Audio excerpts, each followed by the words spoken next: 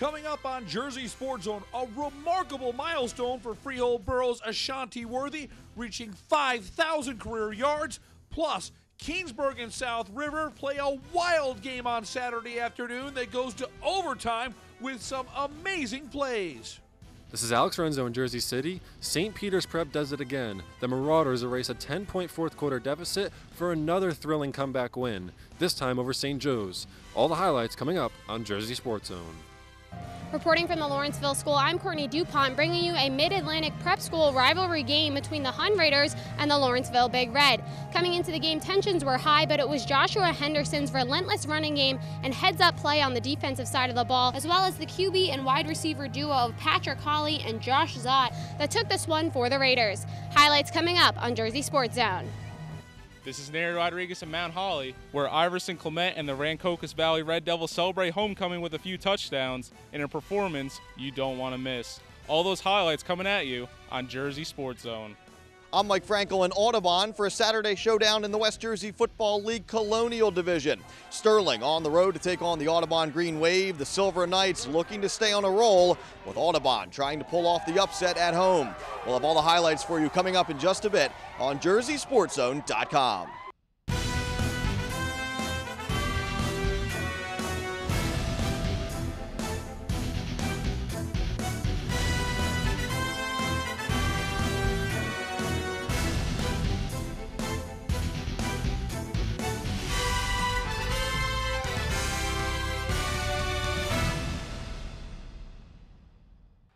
Unbelievable weather for late October football as we wrap up Week 7 in New Jersey.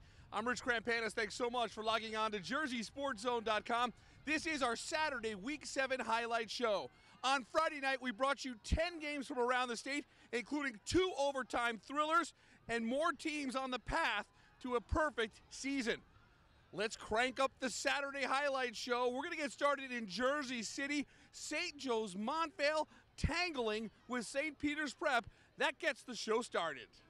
Another top 5 showdown in the Super North. St. Peter's Prep coming off that loss to Bergen Catholic last week in Oradell. The Marauders would have another tough matchup with St. Joseph Montvale coming to town on Saturday afternoon. Pick this one up late in the first quarter. We're scoreless. Nick Patty rifles a pass to Gavin Sharkey. Sharkey gathers and breaks free. That's a 28-yard touchdown. The Green Knights strike first. We've got a 7-0 game. Second quarter, still 7-0. St. Joe's with the ball again. Isaiah Hopkinson. This is great running right here.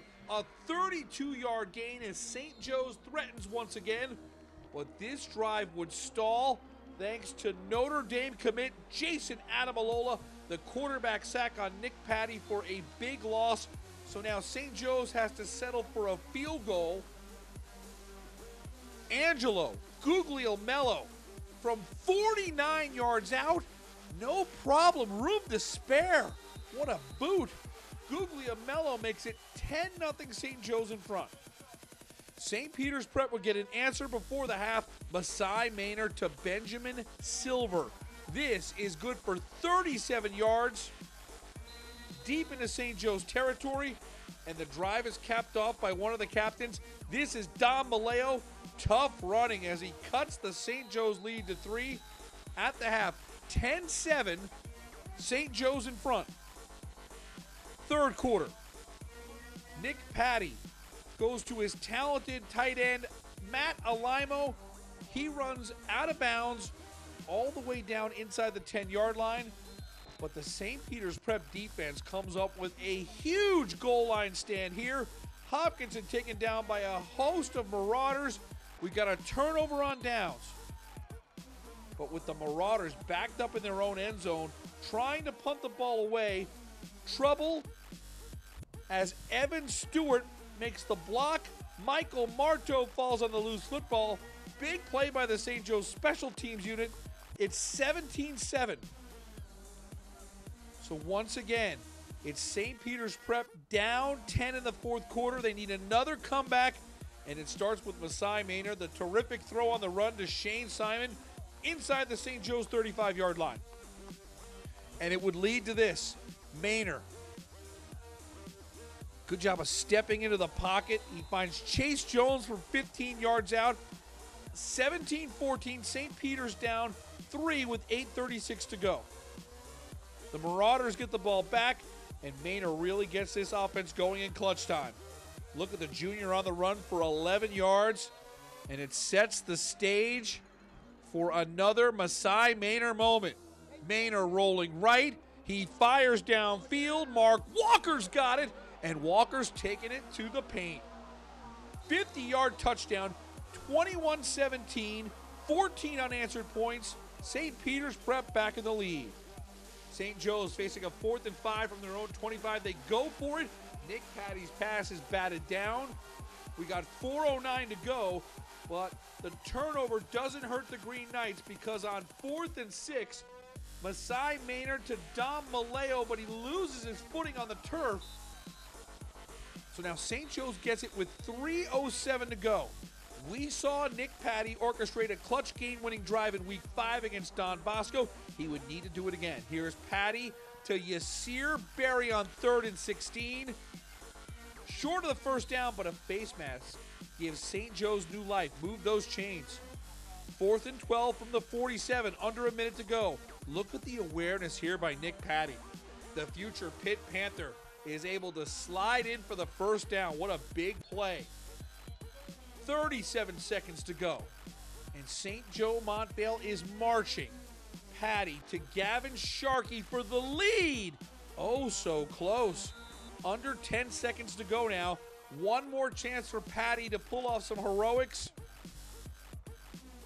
This is the last play of the game as Patty looking for a limo, but the pass is picked off by Shane Simon.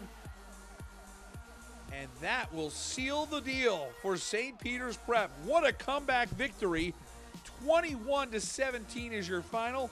A fantastic game played by both teams as St. Peter's Prep improves to 5-2 on the season. They're going to look to stay undefeated at home next week as they play crosstown rival Lincoln. And then on the horizon, a matchup with Don Bosco Prep in Week 9. As for St. Joe's, they are 4-3, and they've got a big showdown with Paramus Catholic next week. 2 fourth-quarter TDs for Masai Manor. He was wonderful once again. And after the game, our Alex Lorenzo got post-game reaction in Jersey City from the victorious St. Peter's Prep Marauders. Thanks a lot, Rich. St. Peter's Prep came into 2017 as a defensively dominant team, but it was the Marauders' offense on Saturday afternoon coming alive in the fourth quarter, scoring 14 points for another huge comeback win. And after the game, I caught up with the victorious St. Peter's Prep Marauders. I think we want to show our toughness over the offseason. We worked so hard and we did so many things to just build that fire and that fight in us, and I think we proved that today. So let's keep working and get better and better. It left a bad taste in our mouth the way we lost last week, so we want to keep getting better and keep rising through the polls by the end of the season, be number 1. So that's our goal and that's our plan. Man, we just dig deep. Coach was talking today about we're like a pit bull, injured pit bull in a corner. Coming off that Bergen game was a tough loss, and he's talking about going near that pit bull, you get hit, like you're gonna get hand bitten off. It's gonna be a tough one, but we came out here and fought. We haven't beat them in like 9 years or something, and we came up tough. So I'm happy about that. Coach Hansen told us all week we need to put together a full team win. I think that's something that we've been working on. I think that's something that we got close to today. There's obviously still work to be done, but I think we got close to that today. Reporting for Jersey Sports Zone, I'm Alex Lorenzo. Jersey Sports Zone's coverage of South River is brought to you by Campesino Restaurant. Jersey Sports Zone's coverage of Keensburg is being brought to you by BCB Bayshore, your community bank. We've got a wild one in Keensburg. Rich Marchese and South River looking to stay undefeated, but the Keensburg Titans came to play at home. This would be a crazy ball game. 7-0 South River midway through the second. Mike DeSantis with the pump fake. He keeps the rock and picks up big yards down to the 26-yard line. And then DeSantis would cash in a little Tom Brady move here. The dip down under the line. DeSantis in the zone from a yard out. 14-0 South River in front. The Titans get the ball back, and they're able to drive down the field. Here's Danny Vitale. Get ready to see a whole bunch of highlights from this outstanding player. First down on a 12-yard carry, but the Rams buckled down on D. Vitale takes the snap. Big pump fake, looks downfield. Kyle Bazak comes flying in right here for the INT. Big time play there by Bazak. The drive is stalled. 14-0 South River at the half. Third quarter. Early on, DeSantis finds Terry Outlaw Jr. and look at him navigate through the pile. That is a big time play. Terry Outlaw Jr. going to be on top plays on Sunday on Jersey Sports Zone. 64 yards. Looks like a blowout, right? South River up 20-0. Just 27 seconds into the third. But hold everything. This Kingsburg team has got a lot of fight in them. Vitale escapes the pass rush. He finds Justin Alessi over the middle. Alessi to the South River 42. 4 plays later, Kingsburg gets on the board. Danny Vitale's Twitter handle and Instagram, Cam Vitale. Looks like Cam Newton right there. Touchdown from 2 yards out. We got a 20-7 ball game. Plenty of time left in this one. 7:03 to go in the third. So now South River takes over, and here's DeSantis stepping back, but Justin Alessi coming in hot. The big hit, Miguel Crespo falls on it. Kingsburg back in business at their own 31. We go to the fourth quarter now. And check out Danny V. Looks like Eli Manning in Super Bowl 42. How does he escape this crazy pass rush? Joe Osterby, go and get it. What a grab. On 3rd and 15, first down at the 21-yard line. And Vitale was just getting started. The awareness of this senior quarterback is something special. He eludes tacklers. And look at Danny Vitale go. He's rumbling and stumbling into the zone. And then the stare down. Danny Vitale from 25 yards out. It's now 20-14. The South River lead down to 6 in the fourth quarter. South River trying to get another score on the board. DeSantis to Casper Merdzek on 3rd down. South River's at the 20-yard line. Under 2 minutes to go, South River looks to put a field goal on the board to make it a 2-score game. But Leandro Santos with the attempt, it is, just short.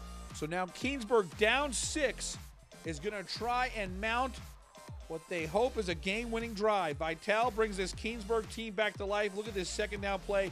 Paul Eckelberry, go and get it. 28 yards. We've got under a minute to go. The Titans on the 20-yard line. And it comes down to 6 seconds left on the clock. It's 4th down for Kingsburg from the 13-yard line.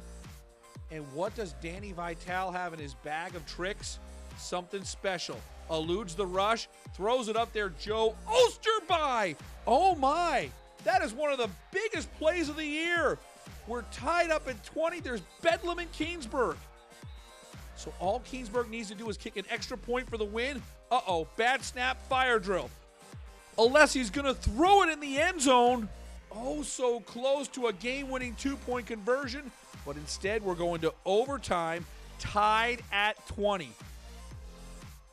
What a game we got going on here. And South River gets the ball first in OT. DeSantis on the QB keeper. That's a 14-yard run down to the 11-yard line. 2 plays later, the Rams get in with a determined run from Kyle Bazak. He would not be denied from 10 yards out. 26-20, extra point, no good. The Titans get the ball for their turn in OT. And Vitale's going to try and will his team to victory. Here's a great run down to the 8-yard line. But South River's defense would buckle down. It's 4th down. Kingsburg needs a touchdown to force double OT. And here's the throw to the end zone for Jashawn Martin. It looks like he's got it, but the officials say he did not have complete possession. And as a result, it's heartbreak for Kingsburg and 7-0 for South River. What a football game in Kingsburg. 26-20 is your final in overtime. Unbelievable game played by both teams, with South River getting to the 7-win mark. Michael DeSantis had 303 yards of total offense and 2 TDs. Kyle Bazak had that huge interception earlier in the highlights and the game winner in OT. After the game, R.J. Cook caught up with head coach Rich Marchese and Kyle Bazak, who said this game was just like a playoff matchup. Wow, that's pretty simple. We said it was going to be a playoff atmosphere down here, and we went up 20-6. I said it's not over. We talked about at halftime that we're going to have to go 4 quarters. We ended up going 5 quarters, really. Give Keensburg a lot of credit. They came back twice on us. We played good defense the past 6 weeks, and they exploited a few things on us, but I give them a lot of credit. I give my guys a lot of credit for they played with a lot of heart today. I knew what we had to do after Mikey's big run. I was waiting for a coach just give me the ball. If we would have passed, I would think it came out worse. But we just ran the ball right down their throats. That's what you have to do, situations like that. Jersey Sports Zone's coverage of Red Bank Regional is being brought to you by Risers Landscape Supply. Jersey Sports Zone's coverage of Rumson-Fair is being brought to you by Serve Pro of Eatontown Long Branch. Let's go to Rumson. It's the Battle of Ridge Road, traditional rivals Red Bank Regional at Rumson-Fair. Second play from scrimmage, Pete Lucas is at it again. He is piling up numbers in his senior year. See you later. 60 yards for Pete Lucas. Just like that, Rumson-Fair has a 7-0 lead. We try to shine the spotlight on defense whenever we can on Jersey Sports Zone, and Rumson's unit is one great unit led by linebacker Christian Lanzalato, the junior. He's just doing a great job of leading that linebacking core. Another great play here by Lanzalato. This is what Rumson does. They attack the ball and are able to get off the field quickly. And here's Dan Harvey on 4th down. The swing pass to Lucas. He gets the first down all the way down to the 7-yard line. And this drive would be capped off by Pete Lucas. Look at this hole by the line. Big time. 3 yards out. It's 14-0 Rumson-Fair in front. Red Bank Regional is winless, but this team has been fighting all year. They gave St. John Vianney a tussle, lost a heartbreaker to 6-1 Monmouth in OT, and Mackay Mickens. See you later. 74 yards from Mackay Mickens. Red Bank Regional's on the board. We got a 14-7 ball game. And RBR was looking for more. Here's Steven Nowitzki. That's a beautiful ball to Karam Malloy. 3rd down conversion. Malloy gets the first down, but this drive stalls at the 18. And at this point, Rumson takes control of the game. Late second quarter, Harvey to John McKeffey. He rolls into the end zone, but they mark him down at the 1-yard line. No worries, because Dan Harvey is able to cash in as he burrows his way into the end zone. At the half, Jerry Schulte's team has a 21-7 advantage. In the 3rd quarter, Lucas continued his incredible work on the ground. Look at this run by Pete Lucas, 49 yards, his 3rd score of the game. That made it 28-7, Rumson-Fair in front. And they really had control of the game in the second half. Harvey, good play action, rolls out, finds Ian O'Connor. O'Connor is marked down at the 1-yard line. And once again, thanks to that offensive line, great push. Alex Malgin finds the end zone from a yard out. That made it 35-7. And Rumson-Fair goes on to a 42-7 win over Red Bank Regional. The Bulldogs bounce back after suffering their first loss of the year that came last Saturday against St. John Vianney at Rutgers. Pete Lucas had 21 carries for 205 yards and 3 touchdowns. This game no doubt had a somber tone to it. Originally scheduled for Friday night, rescheduled to Saturday afternoon due to a funeral after the tragic death of a member of the Rumson-Fair student body. The RFH community is a tight-knit one, and they are sticking together and going through a tough time right now. So our thoughts and prayers are with everyone at Rumson-Fair, and this football team will certainly be part of the healing process. Rumson-Fair gets a 42-7 win over Red Bank Regional. The Bulldogs now stand at 5-1 on the season. Jersey Sports Zone's coverage of Marlboro and Freehold Borough is being brought to you by Hit Training. Let's go to Freehold, where the Colonials of Freehold Borough hosting Marlboro, and that means cue up the Ashanti-worthy highlights machine. Number 2 was unbelievable once again. Here he gets started, bouncing off to the left side, a 21-yard gain for Ashanti-worthy. Remember, he just started playing quarterback last year. He continues to run the offense as a dual threat. Quincy Davis, great run after the catch here. 52 yards for Quincy Davis, 6-0 Freehold Borough in front. Marlboro's coming off that big win last week against Neptune. It's Kyle Moore to his favorite target, Justin Marcus. That's an 18-yard gain on 3rd and 8 to keep the drive alive, and it leads to Vinny Spitalieri. Spitalieri from 31 yards out. Marlboro takes a 7-6 lead. But that lead would be quite short-lived because on the next play from scrimmage, this offense has more weapons than Ashanti Worthy. Javante Hare, see ya. 74 yards on the end around. Just like that, Freehold Burrows back out in front, 13-7. And the Freehold Burrow defense is able to step up. That's Knox Stokes with a big hit. Burrow gets the ball back, and Ashanti Worthy goes to work. When he starts running with the football, everyone gets on the edge of their seats because something like this always seems to happen. A 61-yard touchdown run for Ashanti Worthy makes it 20-7 Freehold Burrow. The Marlboro defense is able to come up with a recovery here. Nice play by Graves. But the Freehold Burrow defense would not allow that turnover to hurt them because Justin Marcus looking for the catch. That's Hare with a great defensive play. And now Ashanti Worthy just continues to pile up the yards. This is a 36-yard gain.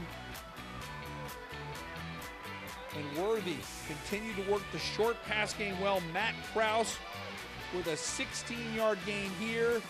And then Worthy. This is a good-looking pass. Over the middle, Savion Macon makes it a 24-yard touchdown and a 27-7 lead. And then how about one more Worthy TD? Quincy Davis go and get it. Second TD through the air for Quincy Davis. That covered 48 yards. And how about Freehold Burrow hanging up 62 points on Saturday afternoon? Oh my. 62-28 is your final. Let's break down these Ashanti Worthy numbers. It really is mind-boggling. 24 carries, 264 yards, 4 touchdowns. He was a perfect 13 of 13 through the air for 203 yards and 3 TD passes. 467 yards of offense, 7 touchdowns. He does this week in and week out. And we found out from our friends at Freehold Burrow, Ashanti Worthy now has 5,003 career rushing yards. We've got a few more weeks to watch this special player play high school football in New Jersey. And we're going to get to as many more of these highlights as we can because it is absolutely unbelievable. 62-28 is your final. The Colonials are now 4-3 on the season. In Manasquan, the Warriors lead Middletown North 20-0 in the fourth, but the Lions of Middletown North mount a comeback. Aiden Campbell, a 32-yard catch, and then it's Sean Glenn to Connor Welsh down to the 1-yard line. That's a 15-yard gain, and then Connor Robbins finds the end zone from a yard out. Middletown North is on the board. We've got a 20-7 game, and the tide would turn towards Middletown North's favor very quickly once again because on the squib kick, the Lions are able to fall on the loose football. They take over with marvelous field position. And on the very next play, Sean Glenn to Aiden Campbell. Campbell had over 100 yards receiving. Great grab right there in 17 seconds. 14 points for Middletown North. The Lions are down just 6. But backed up in their own end zone, Glenn is picked off here by Tommy Antonucci. The two-way star continues to shine for Manasquan on offense and defense. That was a big, big turnover because it allows James Pendergist from 19 yards out to make it a 2-score game at 23-14. And Pendergist would once again come up with a play, this time on defense. And it's the Manasquan Warriors getting a 23-14 win over Middletown North. Look at those numbers for Connor Morgan. 32 carries, 193 yards, and a touchdown. It's Manasquan with a 23-14 win at home over Middletown North. Jersey Sports Zone's coverage of Hahn in Lawrenceville is being brought to you by Princeton Orthopedic Associates.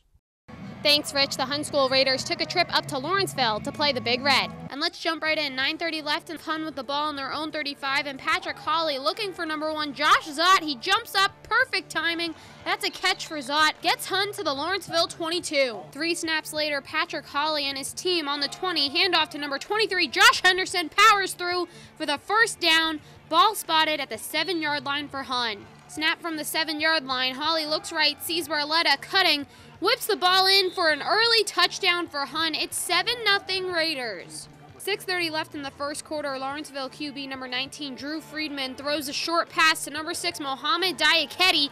He cuts in, finds some room on the outside, and he's off to the races. That's a 55-yard touchdown pass for the Big Red. They tied up 7-7.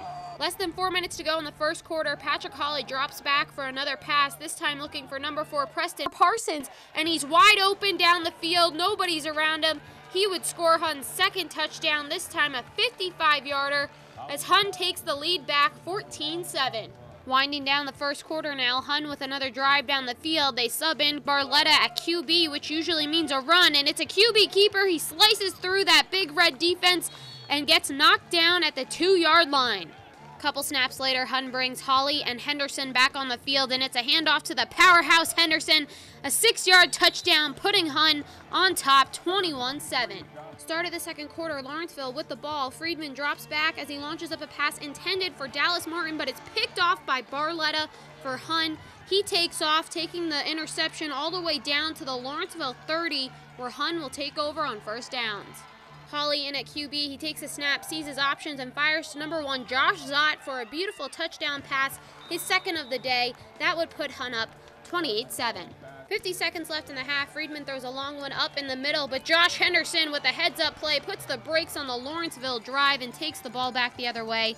But Hun would not score before the half, and we leave the first 28-7. Second half, 8 minutes to go in the third quarter. Lawrenceville pushed way back in Hun territory, but Friedman showing some guts as he throws up a pass to number 6, Diakete, who beats his defender and flies down the field for an unbelievable 91-yard touchdown pass as Lawrenceville fights to get back in this game, making it 28-14 Hun. Unfortunately for the Big Red, Patrick Hawley is the real deal. He finds his receiver Zott one more time, and he fights his way into the end zone. Suddenly, it's 35-14 Raiders. Fourth quarter now, Hawley driving once again, dropping back, he finds number 4, Parsons, in the corner of the end zone. He squeezes his feet inbounds there, and that's another Hun touchdown, making it 42-14, and Hun would take this one from Lawrenceville, 49-14. Big players today, obviously Patrick Hawley with those beautiful touchdown passes. He now has over 1,700 passing yards. He shares that scoring love with Barletta, Parsons, and Zott. Also, Josh Henderson leading force in the first half with a touchdown, interception, and over 70 yards rushing. Hun is now 7-0 as they play another Mid-Atlantic prep school rival, Petty, next week. Reporting from the Lawrenceville School, I'm Courtney DuPont, and you're watching Jersey Sports Zone. Jersey Sports Zone's coverage of Trenton is being brought to you by Princeton Orthopedic Associates. Thanks, Rich. Today's matchup between Rancocas Valley and Notre Dame had all the makings of an instant classic. 2 great running backs, the up-and-coming Cortez Williams, and of course the Florida commit Iverson Clement. Once the game kicked off, the Red Devils got ahead and stayed there to send this group of seniors out on a high note. Notre Dame paying number 8 Rancocas Valley a visit for some Saturday football fun. Homecoming game for the Red Devils, and it was a great sight. I know we're always focused on the big plays and what's the next step for some of these athletes, but at the end of the day, they're still teenagers, so it's great to see them enjoy moments like this. We got a football game to play, though. These teams came out swinging on the opening drive. Quarterback Robbie Bucher will tell you as he gets eaten up on this one, and on the other side, Rancocas Valley trying to run the reverse, but no dice. Sophomore standout Cortez Williams had a rough day trying to break through the Red Devils' D, as he gets stopped on this 4th down attempt. Rancocas Valley trying to capitalize on the turnover. They give it to the future Florida Gator Iverson Clement, and he makes something out of nothing as he cuts it up on the field like an Iron Chef. That would set up an easy touchdown for himself a few plays later, and the Red Devils are on the board in the first at 6-0 after a missed extra point. Next Fighting Irish possession, Bucher fires one downfield, and Bryce Mangini smells fresh cookies as he nabs this one out of the air for an interception. and the Red Devils are in good field position. Curtis Bright takes the snap and gives it to number 11, who is automatic from that far out. Are you kidding me? Following the interception on that last drive, Bucher decides to try his legs, and Joel Anaya pops this one loose for another big defensive play. Bryce Mangini back under center, and he's going to take this one himself as he bangs it in there for 6. RV attempting the 2-point conversion. Mangini is feeling lucky as he's going to take another shot on the ground, and he gets it. Whoops, careful. They lead at 21-zip with just under 7 to go before halftime. Next Red Devils possession. Curtis Bright back at QB, and he's going to go wholesale as he takes this one in for a score. Just under 2 remaining before the break. Fighting Irish give it to Cortez Williams, who has the ball knocked out, and Anaya is there for a fumble recovery this time. After that, Bryce Mangini decides to take flight as he throws this one up to Jerome Hill, who hangs on to it for the big first down. A few plays later, it's a pitch to Clement. He said he likes listening to Kodak Black before the game. Well, he's got tunnel vision as he takes this one in for his 3rd of the day. Extra point good, and it's a 35-point lead for Rancocas Valley at the half. He's not just a runner, though. Opening drive of the second half, Clement snatches this one in for another big gain, and that would set up this. Keyshawn Harris gets the handoff, hits the hole, and he'll see you at the dance later as he runs this one in so smoothly. The fourth quarter is upon us, and Notre Dame, despite being down 42, is still here to play football. Robbie Bucher lets this thing spin downfield, and Coleon Williams, Cortez's brother, comes down with it. Fighting Irish put 7 on the board, and that would do it for the day. 42-7 is your final. Number 8 Rancocas Valley remains perfect on the year as they advance to 7-0. And with a few games remaining before the playoffs, I think it's hard to deny that they have the attention of the West Jersey Football League. Iverson Clement had himself a day, making it look easy as he racks in 3 touchdowns. Notre Dame's score may have come late, but the effort put in by the players, even with Cortez Williams missing the second half due to injury, speaks volumes about the program. They drop to 2-5 as they take on Heightstown next. After the game, we caught up with Clement and the crew to see how they got the job done and what the future holds for the Red Devils going forward. The game plan, we didn't try and switch up too much, trying to keep our game plan the same, but just contain them. Our defense is great run defense. Kyle, Joel, they do a really good job of filling in their holes, and our job was to just be physical. We know they're a physical team coming in with a bigger running back. We knew we had to stop them in the holes, kill them, get in open space. We definitely knew that they had a good running back. We definitely had confidence in our defense and being able to stop him. I think that's what we did. For the most part, he didn't really have any really big runs, and that really helped. The game plan, honestly, we knew if we shut 34 down, we would win this game, and we did. Our coaches put us in the right positions, and we just executed, and we made plays. And we got it. The main thing was to get off the field on 4th down, 3rd down, whatever, and we did what we had to do. The game plan was our coaches always tell us just focus on ourselves, focus on what we can do because we have a special team and the camaraderie is crazy. So the coaches just prepare us, and when we go against our opponent, we focus on ourselves and we eliminate the little things, and that's the goal to win. The target only gets bigger and bigger, and we love it. We love the attention. We have a lot to play for. We got a lot to make up for last year, letting those seniors down. So it's fun. It's fun having this target on our back because it makes us play harder. It makes us show people that we really are a good team, really are a good school program. And we just want to do it for the seniors and the people that came through the school. Rancocas Valley will take on Camden next. For Jersey Sports Zone, I'm Neri Rodriguez. Jersey Sports Zone's coverage of Keyport is being brought to you by BCB Bayshore, your community bank. Let's head over to Keyport. Our first look at the Metuchen Bulldogs on the JSZ Highlight Show. They travel to face Jay Graham's Raiders, who are looking for a 2nd straight win. First drive of the game for Metuchen, and they make some noise. This is Jaden Rojas finding a lane through the defense. He makes his way down to the 16-yard line. The Bulldogs in striking distance. But the Keyport defense would step up. Will Horanich finds pressure. Brandon Tate's the first guy there. Big sack by the Keyport defense. We're scoreless at the end of 1. Second quarter action now. Metuchen is driving, and we're going to see Horanich looking right, firing to Daniel Russell. That's a first down into Raiders territory at the 40. Same drive, 3rd down. Peranich looking to get some points on the board.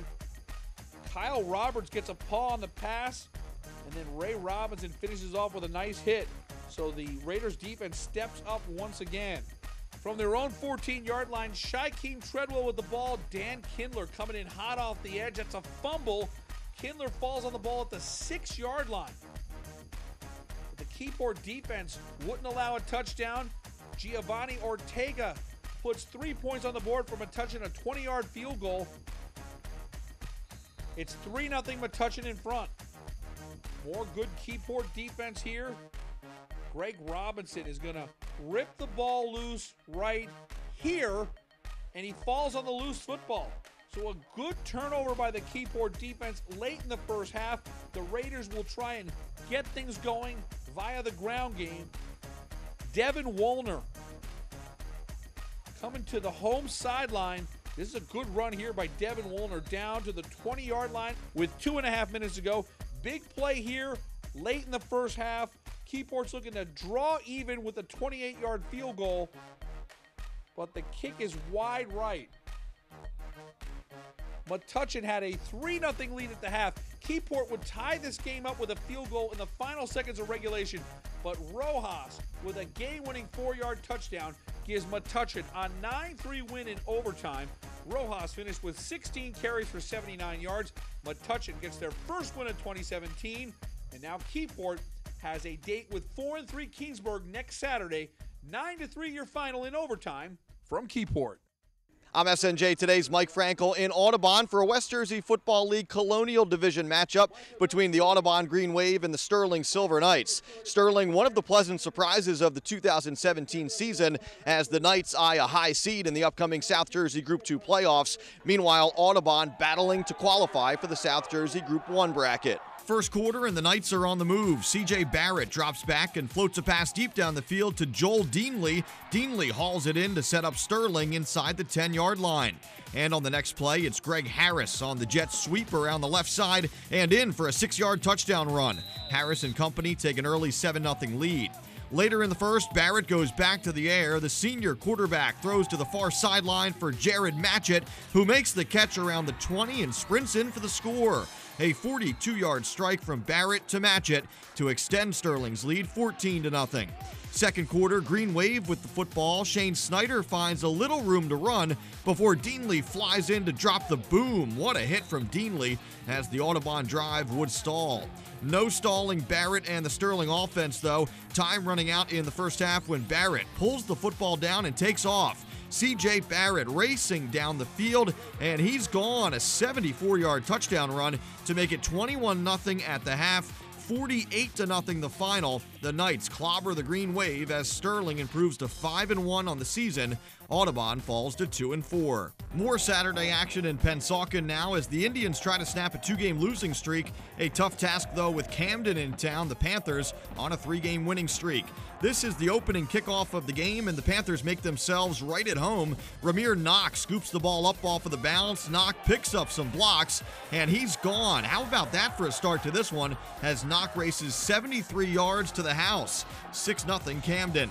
The Indians waste no time getting on the scoreboard as well. Nazir Russell on the keeper, and he hits the hole on the left side. Russell ahead of the pack, and he scores from 53 yards out. The Pennsauken extra point gives the Indians a 7-6 advantage. Later in the first, the Panthers give it to Najir Edwards near the goal line, hit in the backfield, but Edwards stretches across for the touchdown. The High back on top, 12-7. It's 18-7 now after another Edwards score. The Indians backed up in their own end zone, and Eli Sloan-L flies in for the sack and the safety. Sloan-L makes it 20-7 Panthers at the half. Third quarter, and Camden puts this game away. Edwards from 11 yards out, his third touchdown of the game. This one makes it 24-7 Panthers. And then later in the third, the pitch goes to Jawan Hudson. Hudson fights through the contact for an 8-yard touchdown run. 32-7 after 3, 40-7 the final. Camden wins big to improve to 5-1. The Panthers with a huge game against Rancocas Valley at home on Friday night. Pennsauken falls to 2-4. I'm Mike Frankel for JerseySportsZone.com. Another fantastic week of high school football comes to a close. A reminder, we're bringing you high school sports highlights 7 days a week here on JerseySportsZone.com. You can download our app for free at the App Store or Google Play and have all of our highlights on your mobile device 24 hours a day, 7 days a week. Coming up on Sunday, don't forget to come back to JerseySportsZone.com. Time for you to cast your vote. We've got 4 game ball polls featuring top performers around the state and the top play of the week. Cast your vote. The winner of that poll will get an invite to our banquet coming up on December 7th in Woodbridge as we honor the best of the best from New Jersey high school football. We're very excited to bring you an SB-style presentation as we close out our high school football coverage. And coaches, we will be asking for your nominations for consideration for players to be invited to our banquet. For our team at JerseySportsZone.com, I'm Rich Krampanis. Thanks so much for watching our highlights all weekend long, and we'll see you next Friday with more high school football right here on JerseySportsZone.com.